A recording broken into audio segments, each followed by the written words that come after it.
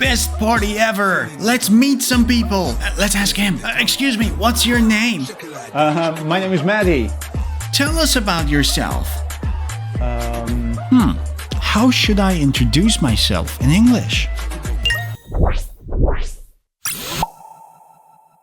In this lesson, we're going to learn how to talk about ourselves and introduce ourselves with confidence. Now, I have divided this lesson into 4 different chapters. Chapter 1 is about what you do for a living. Chapter 2 is about your hobbies and interests. The 3rd chapter is you talking about your own personality traits. And last but not least, you will learn how to talk about your professional traits, which you may use in a business networking event. So let's start with the first chapter. Chapter 1, talking about what you do. The first phrase we're going to learn is pursue a career in. Pursue a career in. What does it mean? Well, career is basically a job or a series of jobs that you will have in your life or you've had in the past. Now, to pursue a career in means to work toward a profession or a field. I'm pursuing a career in digital marketing. It means I'm working toward this profession. I don't mind what the job is. I want to be a digital marketer. Now, in your career, you're not going to stay still.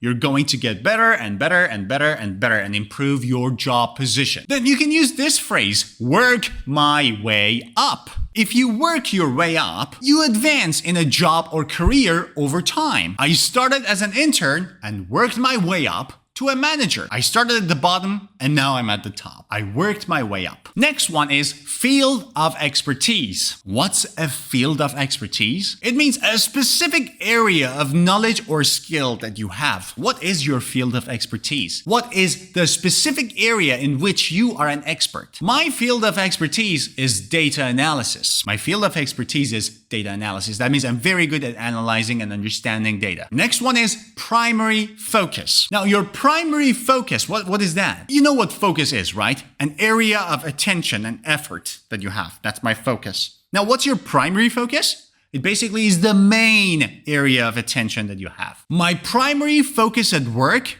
is on user experience design. That's my primary focus. Understanding what customers want and then designing the user experience. And finally, oversee. What's oversee? Oversee?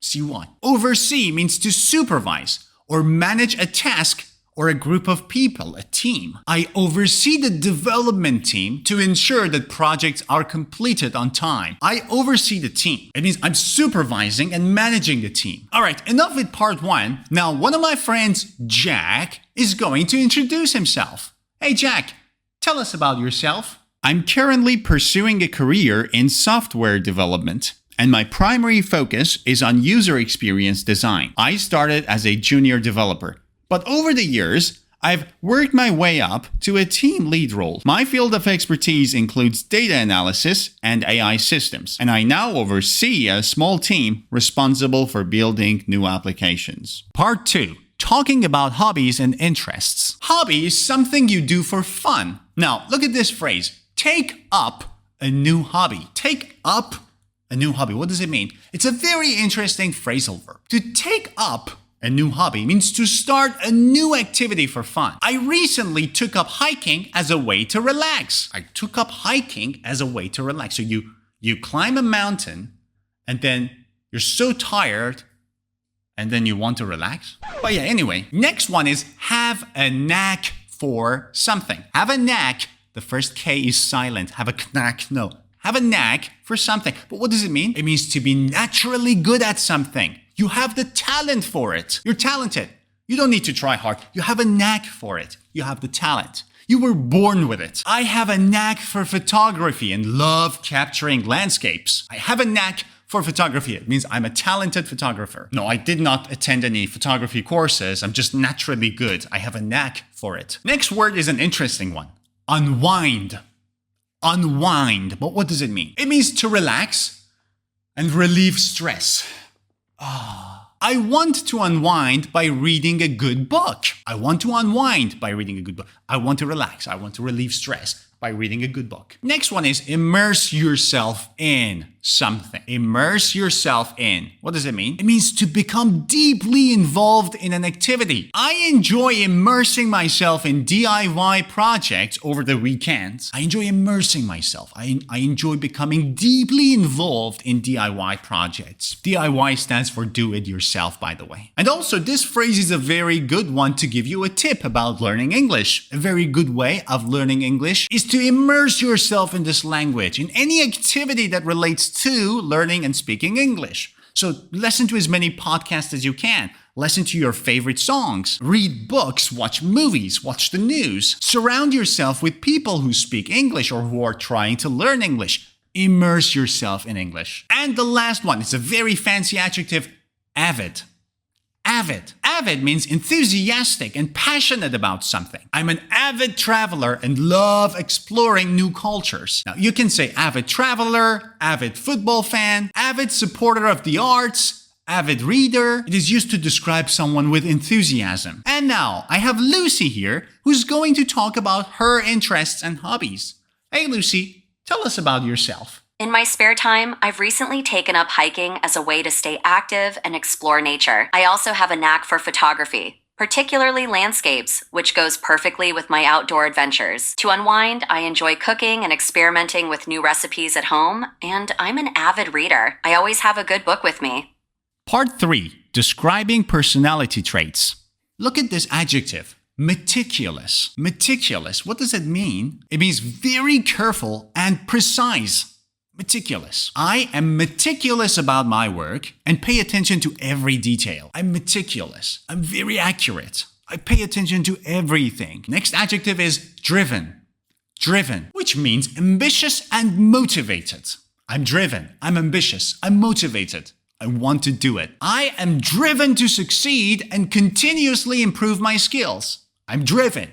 I'm highly motivated. Next one is level-headed. Level-headed? What does that mean? It means calm and sensible, especially in difficult situations. I am known for being level-headed, especially under pressure. I'm known for being level-headed, calm, and relaxed. A very interesting adjective is resilient. Resilient. If you are resilient, what does it mean? It means you are able to recover quickly from a difficulty. So you faced something difficult, something bad has happened, but your ability to recover quickly is your level of resilience. So the noun is resilience and the adjective is resilient. I consider myself resilient, always learning from setbacks. And finally, open-minded. It's very self-explanatory. If you are open-minded, you are willing to consider new ideas and new perspectives. I am open-minded and enjoy hearing others' viewpoints. I'm open-minded and I enjoy hearing other people's viewpoints. What's your opinion about this? Oh, interesting. How about you? Oh, very nice. Now, another friend of mine, Joseph, is going to talk about himself. Hey, Joseph,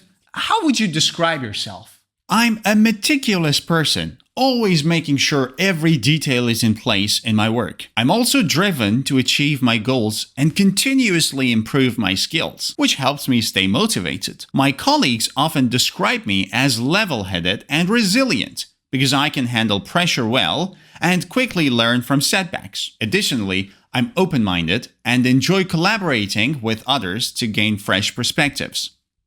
Part 4. Describing professional traits. I hope you're enjoying this lesson. Before we continue, I want to tell you something. Do you want to have the summary of this lesson in a PDF file with all the new words and phrases with some beautiful pictures and the explanations and the example sentences? Or better yet, do you want to have the summary of all of my YouTube channel videos in one PDF file for free? Then you can download my Ultimate English book. In this book, you have more than 500 pages of lesson summaries, and you can get it for free. How? Simply click on the link above my head. Go to my website, type in your name, your email address, your country, and click download. You will get the link in your inbox. Now, let's continue with the last part of this lesson. Result-oriented.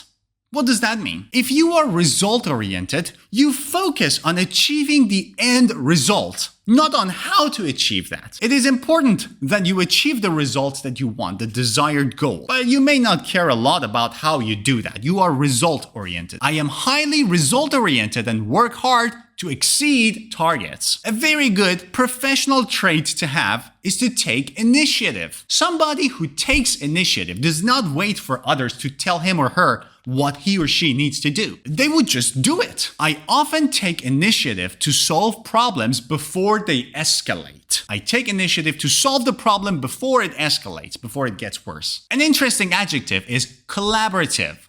Collaborative. Somebody who's good at working with others. I am collaborative and believe that teamwork is the key to success. I'm collaborative. Next adjective is adaptable. Adaptable. Someone who's adaptable is able to adjust to new situations quickly. I am adaptable and thrive in fast-paced environments. I'm adaptable and I thrive. I succeed. I grow in fast-paced environments. And a very fancy phrase to finish this part, dedicated to continuous improvement. Wow. If you are dedicated to continuous improvement, you are committed to learning and improving. I am dedicated to continuous improvement, always looking for ways to improve my skills. And now, another friend of mine, Lucy, is here to talk about herself. Lucy, tell us about your professional life. In my professional life, I'm result-oriented and set high standards for myself to exceed my goals. I also take initiative to solve issues before they become bigger problems. I'm very collaborative and believe teamwork is essential for success, and my adaptable nature helps me thrive even in fast-paced environments. I'm also dedicated to continuous improvement, constantly working to expand my knowledge and skills. And that's it. I hope you've enjoyed this lesson. Don't forget to give this video a thumbs up, and if you're new to my channel, click subscribe. See ya!